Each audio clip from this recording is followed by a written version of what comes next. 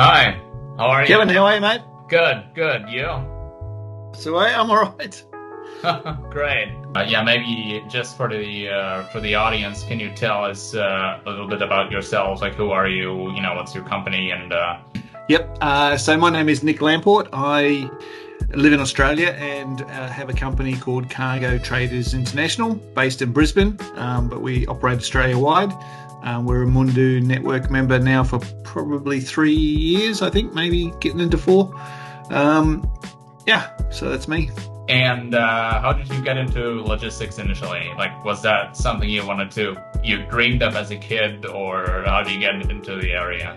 No, not at all. I kind of fell into it by accident. I was living overseas and ended up in Australia to go to university, and I needed a job to help pay my way through university. I think I was 18 or 19, and my dad knew someone who said, "Yeah, I've got a job. It's out at the airport, and you can work in the evening." And it worked. It suited me with my school schedule, my university schedule. So I went for this interview and got a job typing airway bills from 5 o'clock till I think 8 o'clock at night, and I really enjoyed it right from the word go. I mean, it was pretty small back then. I'm talking 1982.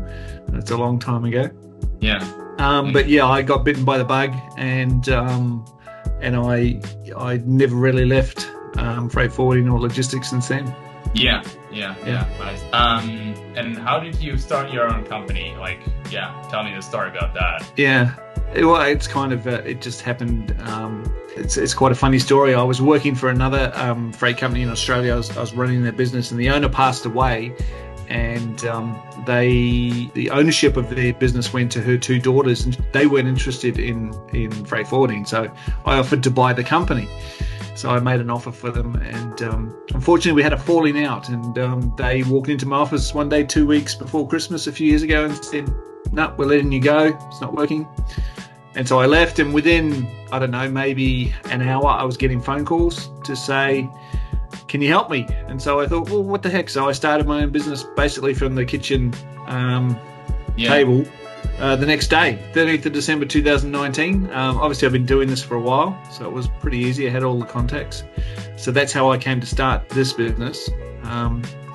And then, of course, COVID hit not long after that, so it was interesting times. But here we are, nearly 5 years. It'll be 5 years in December.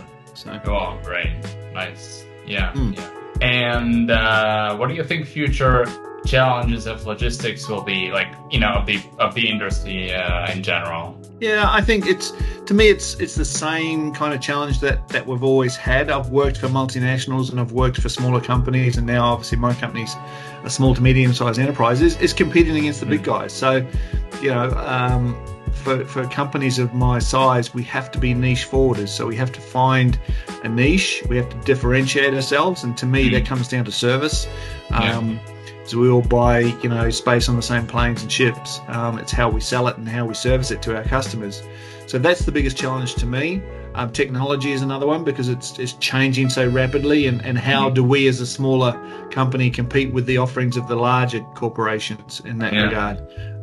Because customers want to know, at any point in time where their freight is. So there always is going to be a niche for smaller companies, because we provide a personalised service level that I think the bigger multinationals are unable to do.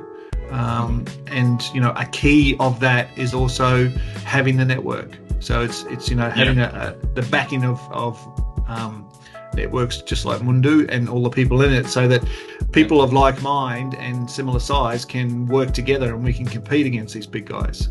Yeah. So that, to me, those two are the biggest challenges. And do you have any plans for the future for your own company? Yeah, I've got plans to open a New Zealand office in the not too distant future. I currently handle New Zealand business from Australia. It's growing, so I need to have an entity based in New Zealand. Beyond there, possibly Vietnam. And yeah, that's really it at the moment in the sort of 1 to 2 year frame. I'm not getting younger, so I have a succession plan in place for my business within the next probably 5 to 10 years. I don't know if I can walk away from freight forwarding because I love it so much, but that is the plan.